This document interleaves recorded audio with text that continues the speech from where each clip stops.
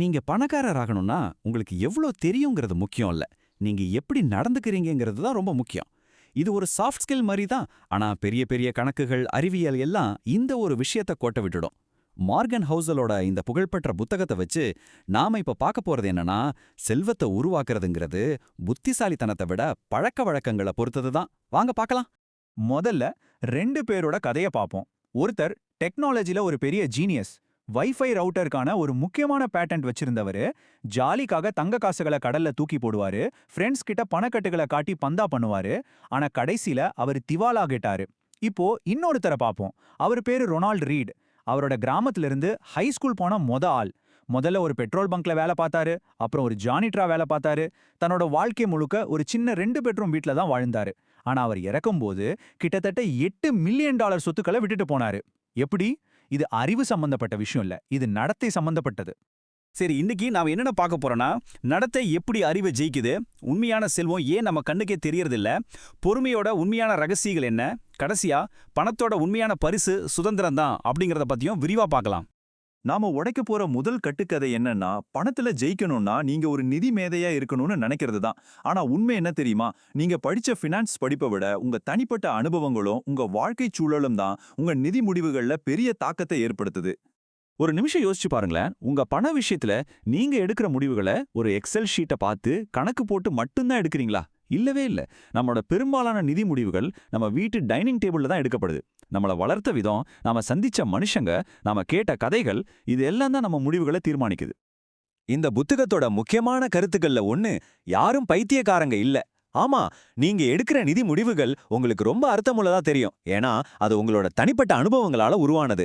உதாரணத்துக்கு, ஒரு பெரிய பொருளாதார வீழ்ச்சியை நேரடியா பார்த்த ஒருத்தர் தன்னோட பணத்தை மெத்துக்கடியில வைக்கிறதான் பாதுகாப்புன்னு நம்புவாரு. ஆனா நல்ல பொருளாதார வளர்ச்சியில வளர்ந்த ஒருத்தருக்கு இது ஒரு முட்டாள்தனமான முடிவா தோணலாம். ஆனா உண்மையில 2 பேருமே அவங்கவங்க அனுபவத்தோட அடிப்படையில சரியாதான் யோசிக்கிறாங்க. அதிர்ஷ்டமும் சரி, ரிஸ்கும் சரி, ரெண்டுமே ஒரே நாணயத்தோட 2 பக்கங்கள் மாதிரி. இது ரெண்டுமே நம்ம கட்டுப்பாட்டுக்கு அப்பாற்பட்ட ரொம்ப சக்தி வாய்ந்த விஷயங்கள். நாம பொதுவா என்ன பண்ணுவோம்னா, ஒரு வெற்றி கிடைச்சா அது நம்ம திறமையால கிடைச்சதுன்னு, ஒரு தோல்வி வந்தா அது சோம்பேறித்தனத்தால வந்ததுன்னு நினைச்சுப்போம். ஆனா உண்மை என்னன்னா, எல்லா விளைவுகளும் நம்ம தனிப்பட்ட முயற்சியால மட்டும் வரதில்ல. வில் கேட்ஸையும் கென்ட் எவன்ஸையும் எடுத்துப்போம். 2 பேருமே கம்ப்யூட்டர்ல பயங்கர திறமசாலிங்க. 1968ல உலகத்திலேயே ஸ்கூல்ல கம்ப்யூட்டர் வச்சிருந்த ஒரு சில மாணவர்கள்ல பில் கேட்ஸும் ஒருத்தர். இது அவருக்கு கிடைச்ச ஒரு பெரிய அதிர்ஷ்டம். ஆனா அதே திறமை இருந்த அவரோட நண்பர் கென்ட் எவன்ஸ் ஸ்கூல முடிக்கிறதுக்கு முன்னாடியே ஒரு மலையேற்ற விபத்துல இறந்து போயிட்டார். இதுதான் ரிஸ்கோட கோர முகம். திறமை ஒண்ணுதான், ஆனா அதிர்ஷ்டமும் ரிஸ்கும் அவங்களோட வாழ்க்கை பாதையே முழுசா மாத்திடுச்சு பாத்தீங்களா? அடுத்து நாம பார்க்க போற 2வது கட்டுக்கதை, நாம பணக்காரருங்கிற வார்த்தையும் செல்வந்தருங்கிற வார்த்தையும் குழப்பிக்கிறது தான். ஒன்னு வெளியில தெரியற ஆடம்பரம், இன்னொன்னு கண்ணுக்கு தெரியாத ஒரு பாதுகாப்பு. இதுக்கு பேர் தான் கார்ல போற மனுஷனோட முரண்பாடு. நாம ஒருத்தர் வச்சிருக்கிற விலை உயர்ந்த பொருளை பார்த்து அவரை பாராட்ட மாட்டோம். அதுக்கு பதிலா அந்த பொருள் நம்ம கிட்ட இருந்தா மத்தவங்க நம்மளை எப்படி பார்ப்பாங்கன்னு கற்பனை பண்ணுவோம். நாம மத்தவங்களோட ஆடம்பரத்தை நம்ம ஆசைகளுக்கான ஒரு அளவுகோலா தான் பயன்படுத்துறோம். உண்மையான செல்வங்கிறது நீங்க வாங்குற காஸ்ட்லியான காரு, நகை இல்ல வீடு கிடையாது. அது நீங்க வாங்காம விட்ட கார்கள், வைரங்கள், வாட்ச்கள்.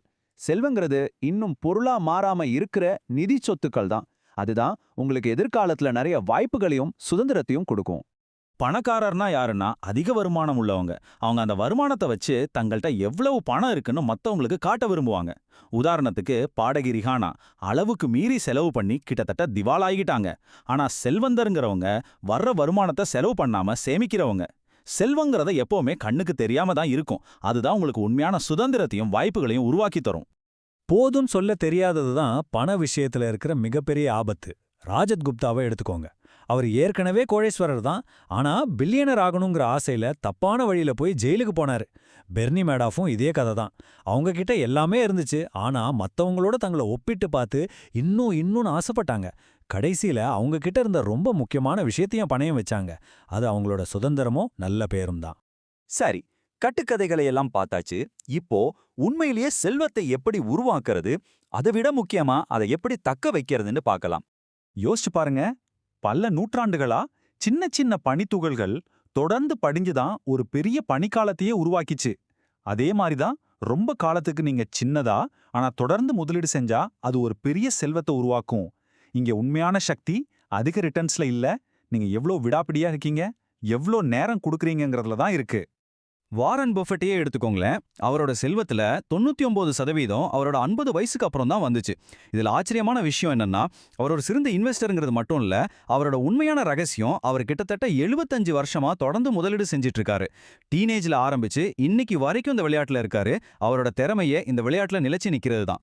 பணக்காரர் ஆகிறது ஒரு விஷயம்னா, பணக்காரராவே இருக்கிறது அதுக்கும் மேல ஒரு பெரிய விஷயம்.